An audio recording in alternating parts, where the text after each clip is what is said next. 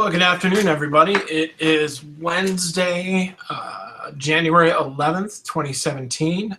As we are recording this, my name is Trigby. I am the Director of Buzz Development here at BusyWeb. And just want to welcome everybody, say Happy New Year to you. And so what we're going to be doing today is going over a really simple marketing strategy that has a lot of idiosyncrasies that go along with it. But it's a great and inexpensive way to really grow your business with using both email and social media going together.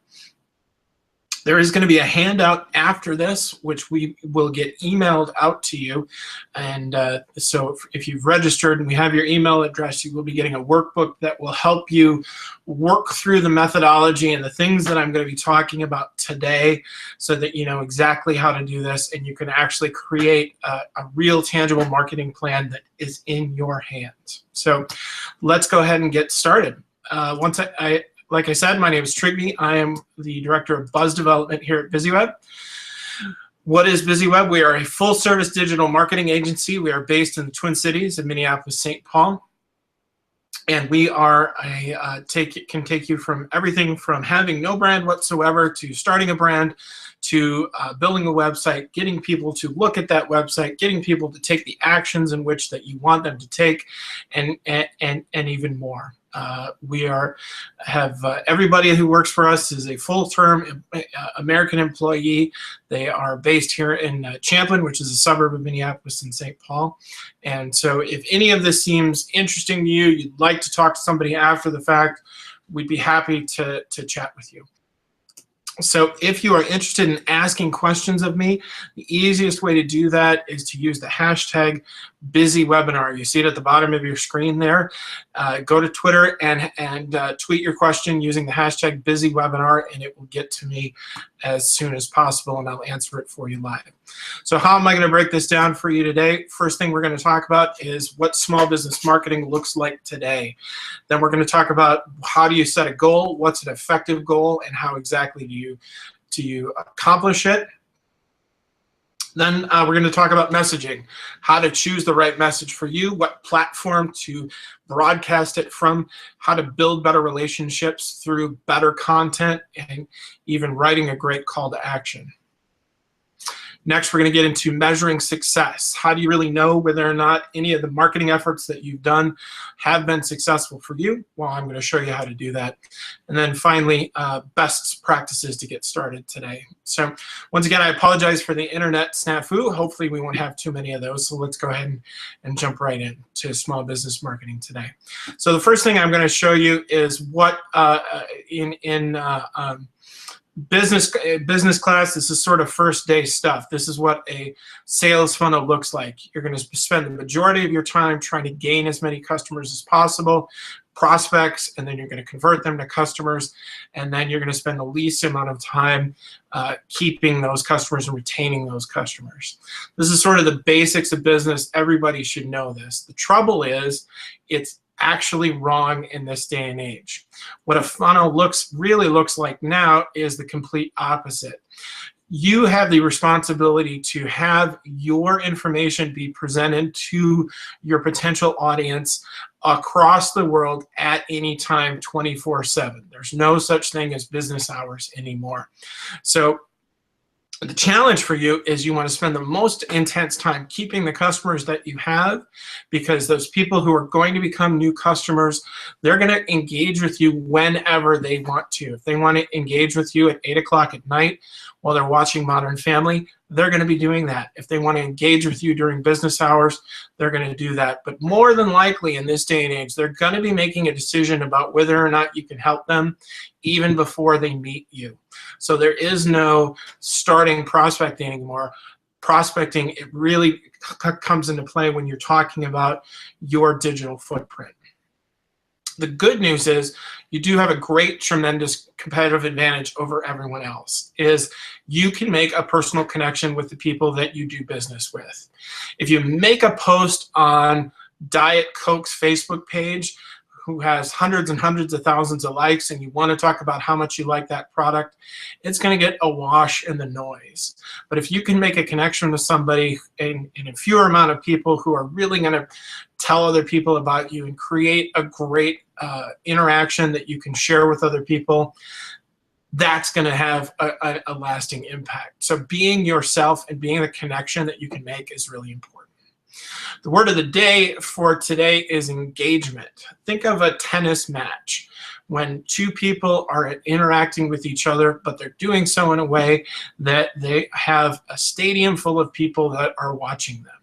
This is what social media tools really are. It's a way in which to grow that audience. Ultimately, we still have to win the match, and we still have to do so in a way that's advantageous for most people. But really what social media is, and I included email in that, is it's a way to increase the audience, and it's a way to get to that base level of who we are as a person, the kind of interaction that we provide to people. There's a lot of options that I just threw at you, and it's a very simple thing, but it's very difficult to achieve and achieve well. And the big question that you should be asking me right now is, Trygve, oh my goodness, are you making the most, am I going to be making the most effective decisions? Do I need to have every single channel under the sun?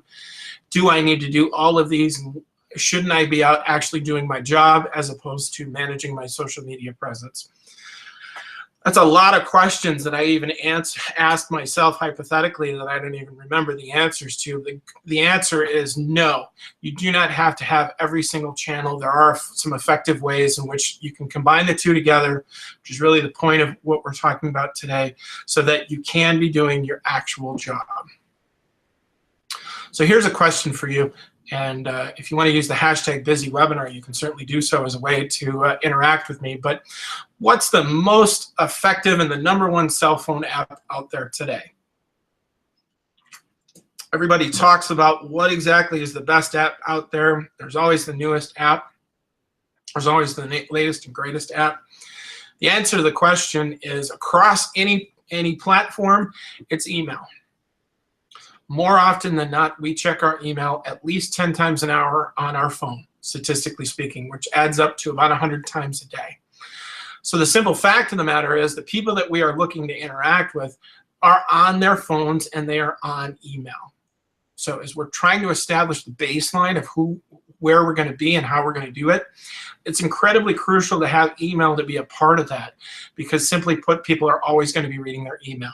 The trick, though, is we want to do so effectively in a way that engages them to stop walking down the street looking at their phone and start picking up the phone and calling. The reason we want to look at email is that it's incredibly cost effective. By and large, statistically speaking, a return on investment, if you do email well, for every $1 you spend on email, you should get at least $40 back. That's a big number, which is why I included it on the screen, $40 per $1 spent. Here's a strange statistic that goes along with this. Times have changed now. We actually trust strangers or people that we don't necessarily interact with. Think about this. When is the last time you've gone on your Facebook page at night as you're sitting in front of the TV and you see a simple question? Somebody who you used to go to high school with asks the question, does anybody know a good plumber? It's a basic question, and you think, hey, yeah, I know a good plumber, and you share that information. That's because 46% of people now rely on social media when they're making a purchase. All of those people that we interact with on social media, they're going to be wanting to get our information and our feedback so that they can rely on us to do that due diligence. If we know a great plumber, chances are that plumber can do the same job for us. And here's another fairly shocking statistic. 88% of people nowadays find online reviews as trustworthy as personal recommendations. That's something that happens to me all the time. If I'm trying to establish whether or not I buy product A or product B, I'm always going to be looking at the difference between what the recommendations are. Now, obviously, no matter what, there's always going to be one really fantastic recommendation, and then there's going to be one really horrible recommendation.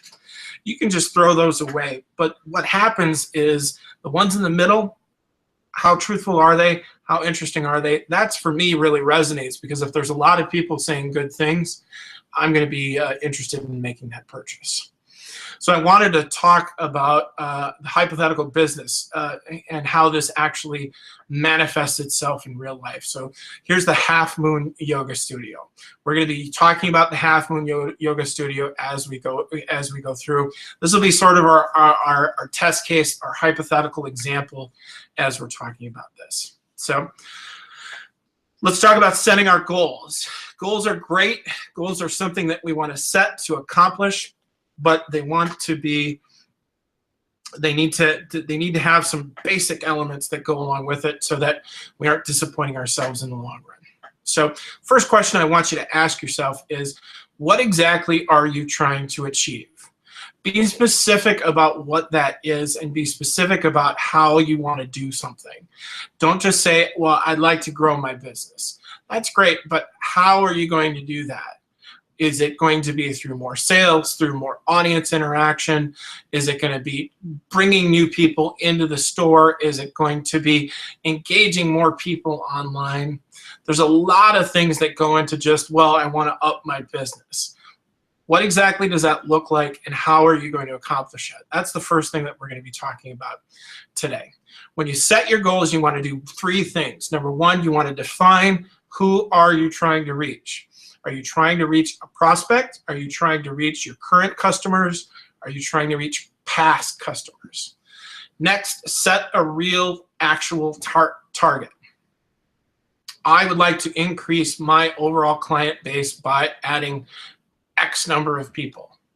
That's a good goal to have, so that when I reach that goal, I know that I've really been successful. Again, just having that nebulous idea of, well, I want to increase my business. There's no end to that. We all want to increase our business. But what we're going to get to later is that secondary market of marketing effort. And we want to make sure that that time spent there helps us achieve our goal. Third, we want to make sure that we have a timetable on our business goal. We want to show that in a specific grouping of time, that's when we're going to try and achieve this goal. So again, that bad business goal that I talked about of, well, I want to increase my business, that's great. When do you know when that ends? You really don't. And similarly, if you put too short of a timetable on it, you're never going to achieve that goal. Here at BusyWeb, we do pretty good for what we do. We have several hundred clients that we deal with. If I said, well, I wanted to double my business, that'd be great, but that would take some time in order to do it. If I said I wanted to double my business by the end of the month, I'm dead in the water before I even get going. So when you write your own business goal, and again, if you see the little workbook there, this is going to be the first part of that workbook that you're going to get emailed after this event, so that you can actually start creating your own business showcase and your own business plan. A couple of things I want you to keep in mind. Who are we talking about? What do we want them to do, and when do we want them to do it? So when you write your own business goal, and if you want to, I can even give you a little time right now to do it. Write a business goal that hits these 3 points. Who are we going to target? What do we want them to do? And when do we want them to do it? Coming back to the Half Moon Yoga Studio, and feel free to do that now while I talk about the half moon. So the example, our hypothetical example of the Half Moon Yoga Studio, let's say we want to increase the number of people coming to classes. We're going to target current members, people who are paying but not showing up. And the second thing is we want to grow our average by at least 10 attendees per class, and our timetable is over 3 months. So after that 3-month period, we should be able to tell, yes, we achieved our goal, or no, we didn't, based on actual tangible data. Okay, let's get into the next big question for 2017, which is, what is my message, and do people really care about what I have to say? The answer is yes, and yes to both. So let's first talk about picking your platform and picking that social media platform that you're going to be using. One of the biggest questions that we get at BusyWeb all the time is when we meet a business owner, they say, well, which social channel is best for me? My answer is I look at them very plainly and I say, I don't know. It depends on a number of different things. Number one, by and large, Facebook and email are going to be two that we want to look at. But your audience might be using Twitter, your audience might be using Pinterest, you might be using Instagram. So take what I say here with a grain of salt, and really the best thing that I can encourage you to do is, if you don't know which platform to use beyond Facebook and email, it's a good thing to ask the people that you're working with and ask those customers, where are they, what are you using, and why is that important to you? So the reason why I want to start with these two things is, especially when it comes to email, is by and large, statistically speaking, 90% of the time an email is going to get delivered to an email box. On the converse, because of Facebook's new algorithms and their new ways of trying to show you what's most interesting to you, and they're basically trying to figure out what are you going to be most interested in, only 2% of your Facebook fans will see you in their news feed. Obviously, there's ways in which we can increase that, but ultimately, when we work on the two of those things together, that's going to give us a great two-headed monster that's going to work in concert together to get us the most eyeballs on our message as possible. So when we include these two things together, email and social media, because one chick is cute, but two little chickens together are double the cuteness. We get 73% more customer engagement. That's a big change. So if you're thinking that, boy, I'm on this webinar with Trygve and he's going to give me the keys to the kingdom, that if I just do my Facebook better, I'm going to do things better, I'm going to make more money, the answer is no. They all have to work in concert together, and all of your marketing efforts have to complement each other. But when that happens, you are going to get a much greater customer engagement. You're going to get more new customers, and you're going to get more business referrals if you have these two things working together. So that's why we're going to be planning on doing this today. So let's take a look at an email. This is an email for a barbecue joint that I'm particularly fond of, which is why I wanted to include it here. They've got some social sharing options on this email that are worth comparing. So if you look on the left, that's their email newsletter. We've got new menu items. And then on the right is their Facebook page. So are they presenting the same information on their Facebook page as on their email? Well, kind of, sort of. On the right with the Facebook page, they're saying, have you seen our latest news? We're literally enticing people by the look of really great barbecue to sign up for the email, and we're giving them a call to action to say, hey, if you join our email list, you're going to get more information.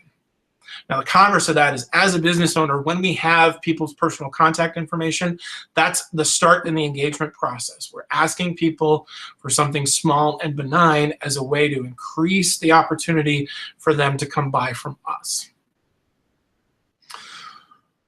Important to keep in mind here as I go through this is what you think is interesting and where you think you should be doesn't necessarily matter as much as being where your customers are and what your customers are interested in. So on anything that you do when you have social sharing buttons, you don't want to, the worst thing that you can do is to entice people to go to a social channel that you have no interest in or you're not doing anything with. That happens to me all the time. If I look at somebody's social channels and I think, boy, this is interesting, I want to learn more, and I go to their Twitter feed and they haven't tweeted in the better part of a year, well, I ask the question of myself, well, if they haven't tweeted in the better part of a year, how do I know that they're going to be interested in working with me? So in that particular instance, because I like Twitter, then that our hypothetical business needs to be engaged on Twitter. So the key thing to keep in mind here is be where your customers are. If your customers are using different social channels, you need to use those different social channels. The reason I bring this up is because email gives you a great opportunity to learn about which ones your customers are using. So you can answer that question of, well, if you don't know Trygve, where should I be? By looking at analytics, and again, this hypothetical email where I showed you the social bar, we can see that they got the most clicks on Pinterest. So if you're not using Pinterest, you really need to. Or they get the second most clicks on Facebook. So their Instagram has 2 clicks. So as we're trying to evaluate what is going to be the best channels for us, having actual physical real data about where those prospects and those customers are is really going to make our jobs a lot easier, because we're going to know exactly what we need to do. So as we're combining social and email together, it begs the question, when do we need to do those things? How much do we need to do those things? We all get inundated with marketing efforts every single day. By and large, we get hit with somebody marketing to us at least 160 times a day. How do we cut through that clutter? How do we make it so it's interesting to us and only valuable just to us? Well, if we're going to be talking about social media, I'd encourage you to try and plan out posting 3 to 5 times a week. More than that, people are going to start to wonder what you're doing if all you're doing is being on email. Less than that, you're going to hit the Facebook algorithm where you're going to not come up as much. And there are a lot of really great automated tools that you can use in order to make your life easier. We use a tool called Hootsuite, Hootsuite. Hootsuite is a tool that you can schedule your posts, and even Facebook is included in that now.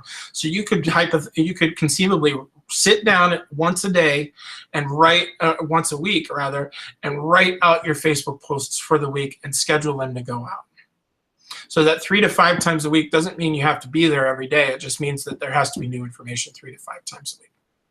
When it comes to email, by and large, once a month is about the most common. More than that, we tend to club people over the head with extraneous information.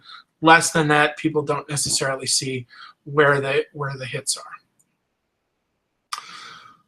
So the next thing that I want to talk about is, how do we build our relationships through content? I do want to stop and remind you that if you are viewing this live and you want to ask me a question about what I've gone over so far, you can do so by tweeting a message to #BusyWebinar, BIZZYWEBINAR.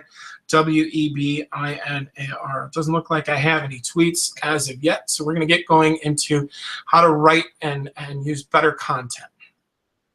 So I've said this before, and I want to come back to it just for a second, is the best content is going to be about what your customers, your prospects want, not what you think is interesting, and especially not what you think is funny. As a lifelong practitioner of somebody who thinks he's funnier than he really is, I can guarantee you that not everybody thinks I'm as funny as I do. So we want to cater to our audience, not what's interesting to us. I'm always going to buy a website from me, but I'm not always going to buy something else from me. So when we focus on this, we want to do 80% of the time providing interesting and valuable content to our customers. 20% of the time, only 20% of the time, should we really be actively promoting a sales opportunity. So again, there's an 80-20 rule that applies here. So think of it this way. There's a store here in the Twin Cities called Wilson's Leather. And Wilson's Leather has been going out of business for, I don't know, going on 20 years now. So the more I see that going out of business sign, the less I'm interested in stopping in, because I realize that they're not really going out of business. And so that sense of urgency of making me want to go in to buy has gotten clubbed out of me by the frequency in which I see it. So a more interesting conversation that we're having online, we should have online with our customers, is what can you provide them and how can you make their day better in such a way that you avoid doing that, so that when the time comes that they do need to buy, they're going to come to you. So when you're talking about the 80% rule, here's sort of a finite explanation of it. So when you're talking about valuable information, provide them something like 3 common mistakes on your taxes. That's a content piece that you can provide that is going to make people realize that you're an expert in what you do, but you're not demanding that they buy from you right away. So the 20% of the time, I would caution you against doing a lot of this, but it looks like, hey, let us do your taxes. We're ready to go. We've got people standing by. That's okay to a point, but a lot more than that, it is your message is going to tend to get lost out. So when we're talking about content, we're talking about what we want to do. The easiest thing that I can suggest to you is look at what every business has, which is a frequently asked questions set. What are the questions in which people ask of you all the time, and what are the questions in which people ask you every single day of your life? Turn those questions, like how do I weatherproof my new bag? Can I set my own hours? Where are your locations? Turn those questions into content. Content looks like this. How to weatherproof your golf bag. Top 3 benefits to volunteering this summer. Or we're in your neighborhood, find out where. So those questions that we get asked all the time, we can actually subvert the process a little and answer people's questions before they even know that they need to be answered. Again, as we looked at the sales funnel to begin with, we realized that people are going to make evaluative decisions before they even call us. So the more information we have, the more unanswered questions that we can answer, the more likely we are to turn those interactions into prospects. So when we're looking at email to start with, and that content to create a subject line, there's a couple of rules of thumb I want you to think about. Number 1, don't make your subject line more than 5 to 8 words long. Second, include some numbers in it. Give people an opportunity to understand how much of a time commitment that you're asking. So remember, things like saying 3 tips on how to best do your taxes is better than 18 paragraphs on how to do your taxes. Last, you always want to encourage action. The subject line is going to be the first place that people are going to see us in email, and it's going to be their first evaluative decision on whether or not they're going to interact with us by simply doing something as simple as opening an email. Let's take a look and see how this really works in action, using some resources to do that.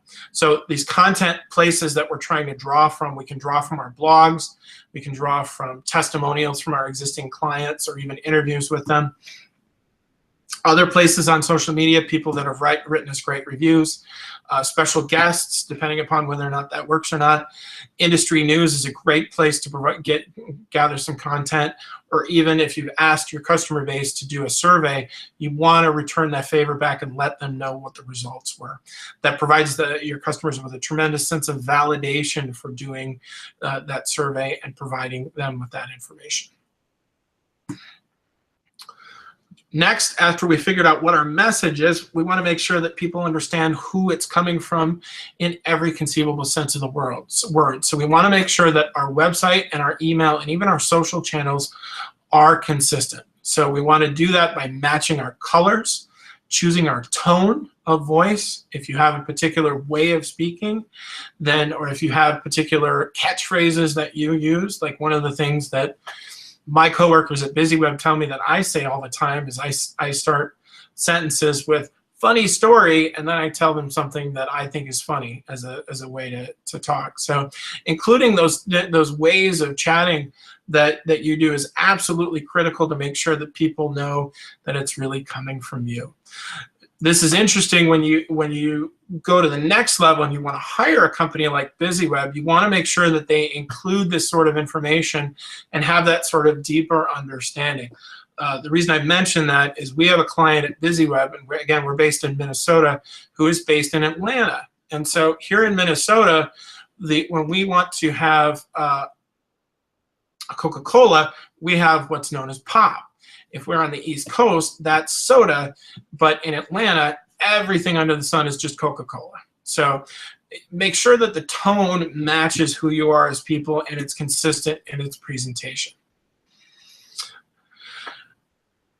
Providing video and visuals is a great way to really engage people very, very quickly.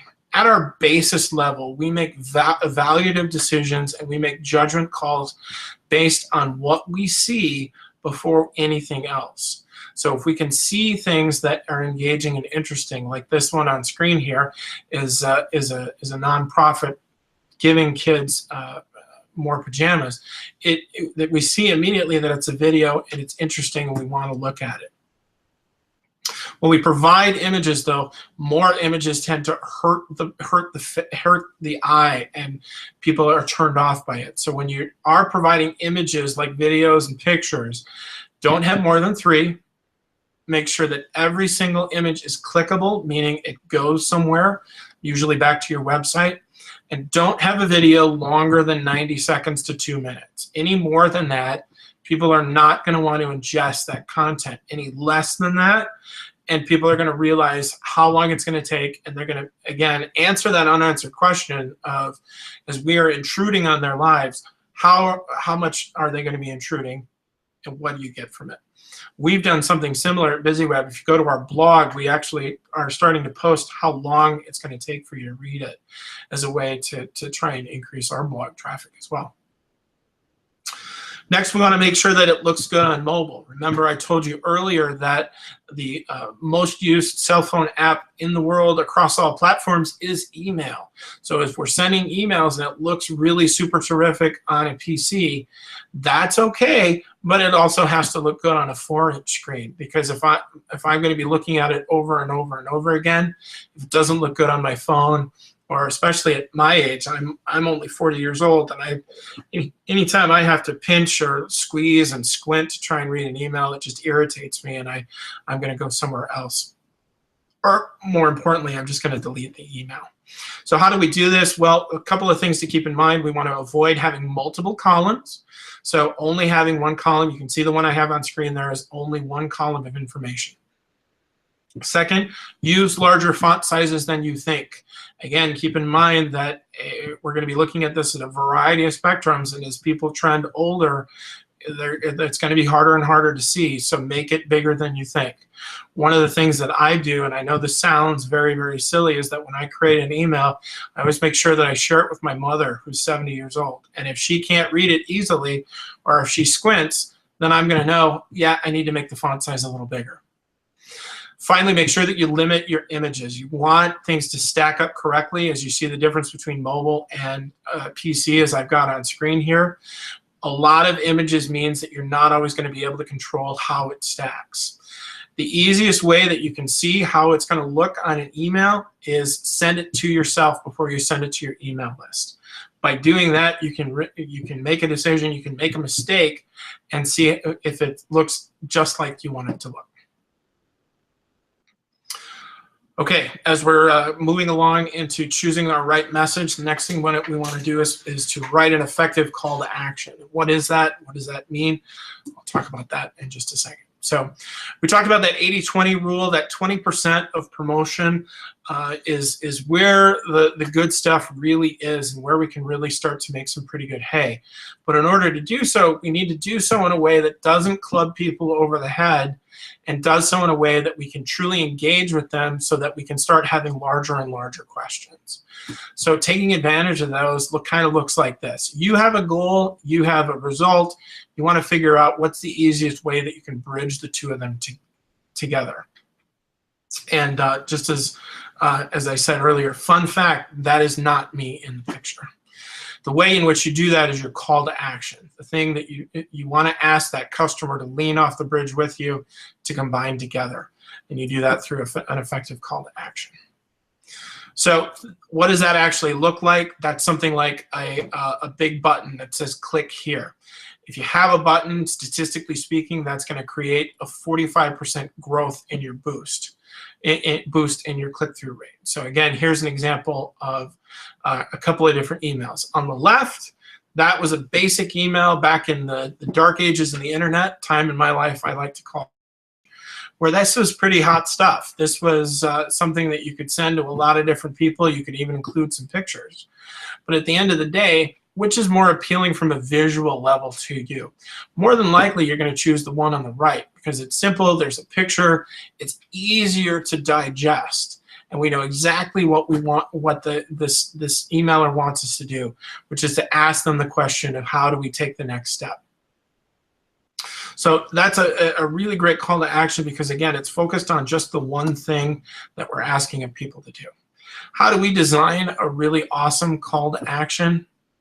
Well, I want you to narrow down what you're asking your audience to do to one thing. If you're asking people to do more than one thing, chances are they're not going to do either. But if you only have one, it's going to increase your click-through rate by percentages in the hundreds. Statistically, it's like 370%, but if you clearly are stating what you want somebody to do, chances are they're going to do it. Next, I want you to use some actionable language, and I'll talk about what actionable language means in just a second. And third, stay above the scroll line. So the scroll line is just like on a newspaper that there's the fold in the paper. The most important information is above the fold. As you're considering how this is done, make sure that all of your most important information is above the scroll. Now, the next logical question that you'll be asking me is, well, gosh, Trigby, if everybody's on all sorts of different platforms and on mobile and on tablets and on PCs and on Apples and on Macs, how do I know what's above the scroll line? Chances are good if you can have the most important thing be the first thing that you're suggesting to people, then you're going to stay above that scroll line. Finally, there's no substitute for a great clickable button. That's going to show people exactly what you want them to do and where they need to do it. So let's get back to our Half Moon Yoga, our hypothetical yoga studio that we were talking about. Our goal that we talked about earlier was we want to engage current members to increase class attendance by an average of 10 attendees per class. And we're going to do that over the next 3 months. Well, now that we have this great goal, we need to figure out a way in which we can ask our clientele what we need to do that and how exactly they're going to do it. This is what we came up with. It's a button. It's going to increase our click-through rates, and it's going to show people the schedule. That's not a, hey, buy now, or else bad things are going to happen. It's something very, very simple and small. Now, the idea here is when we get people to view the schedule, they're going to find a class that fits their needs. And they're going to find a class that fits into their goal. Remember, our goal is to increase class attendance on the average, not a specific class. So the easiest way we can do that is by showing people the variety of schedules. So the next question, we have that call to action is, well, gosh, where on earth does it go? It can go in a lot of different places. I have a couple of examples that I'm going to show you here. But you want it to be sort of after a little bit of work, and it should take you to something that encourages somebody to do something. So here's this example that I shared with an animal rescue. We're wanting more people to volunteer. In order to get that, we click the volunteer button. Once that happens, we don't want to take them to our website and then have them get lost in the shuffle. We want to go right to the volunteer form. So make sure that when you're asking somebody to do something, it's not hard for them to figure out where to get there and how to get there. So here's another example of a call to action. We want to reserve a table at the Winter Gala. We click on the button. Where does that take us? It takes us right to the registration page. It doesn't take us to the nonprofit. It doesn't take us to the event page. It takes us right to do what we want them to do. If you're anything like me, any sort of deviation from that loses my attention, and I start wondering, what do I need to do? And oh yeah, I have to go back. So here's a boutique that's providing a coupon. Again, what's our call to action? It's within that button. We're saying get our coupon now. By clicking on that button, that shouldn't take us to the website. It shouldn't take us somewhere else. It should take us right to the coupon where we can print it out or even scan a QR code.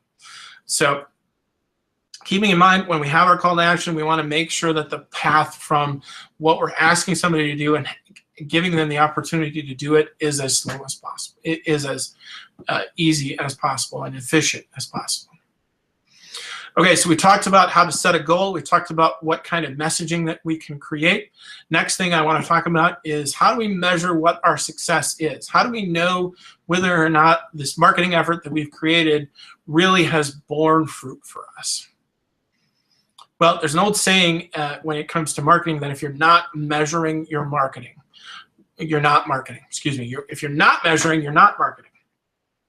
The reason behind that is anything that you need to do has to have some actionable numbers behind it, so that if you need to know whether or not the action creates a good result for you.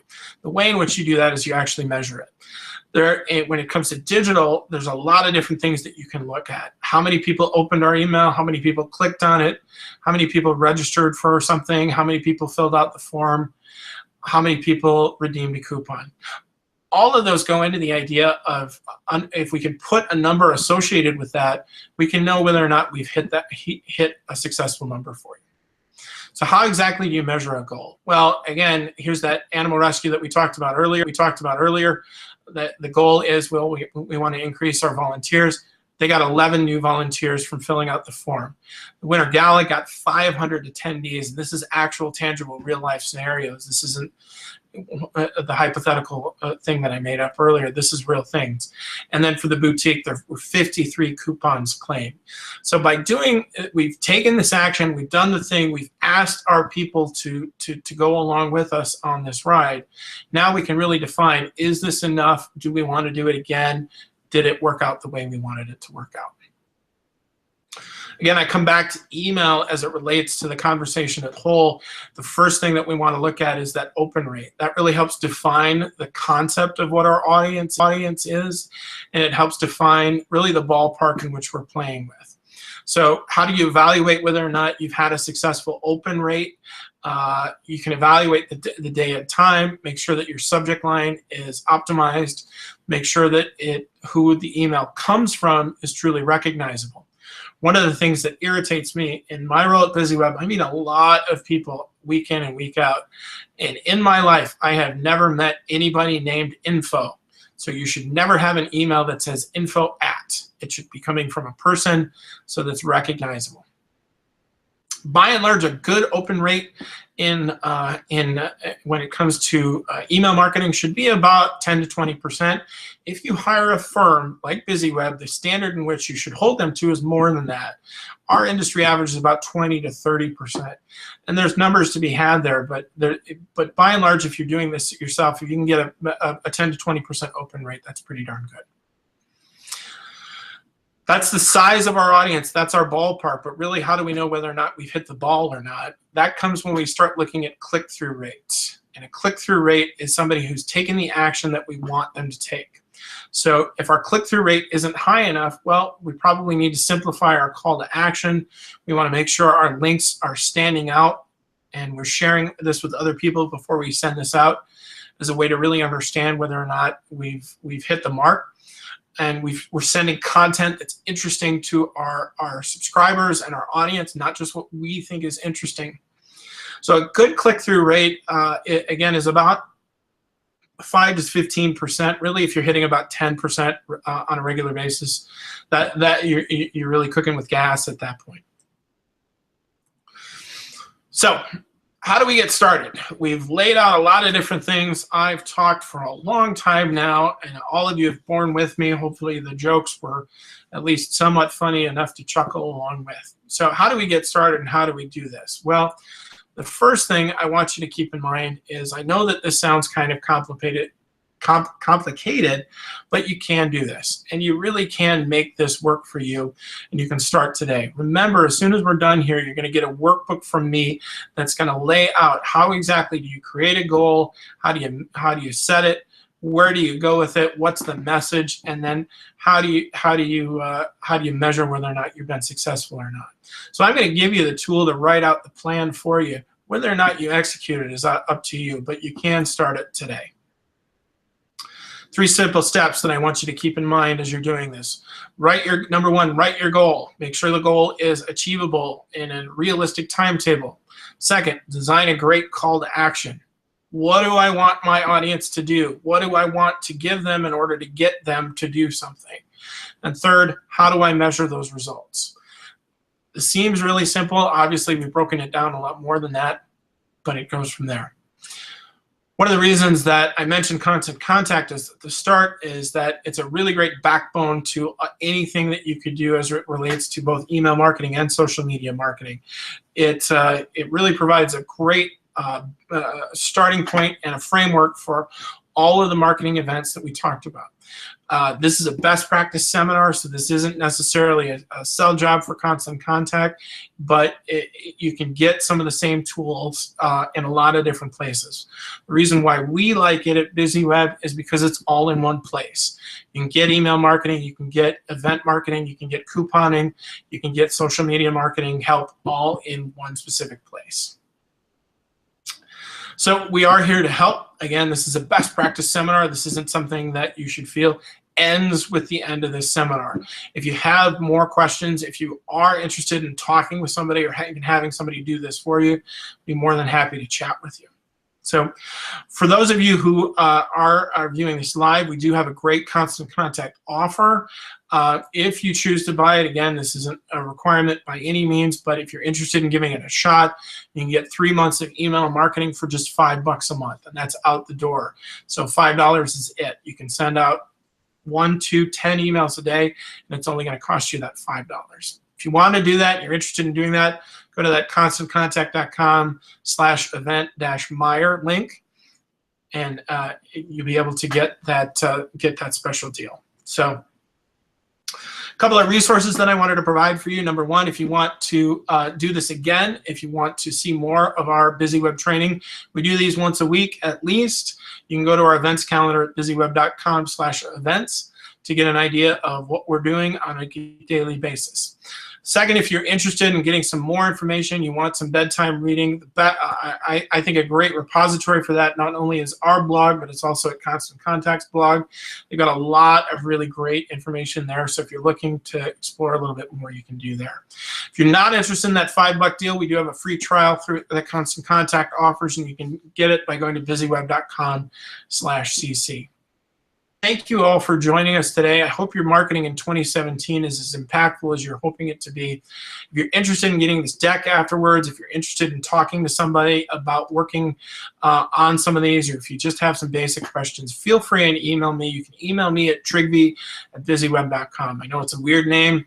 Believe me, I know after all these years, but feel free and send me some feedback, and I'd be more than happy to help you out. One more thing, if you are interested in joining our email list, the easiest thing I can do to suggest you do that, as opposed to trying to remember how to spell my name, is text BUSY, B-I-Z-Z-Y, to 22828. You'll be taken through just a one-step process, and you'll be added to our email list.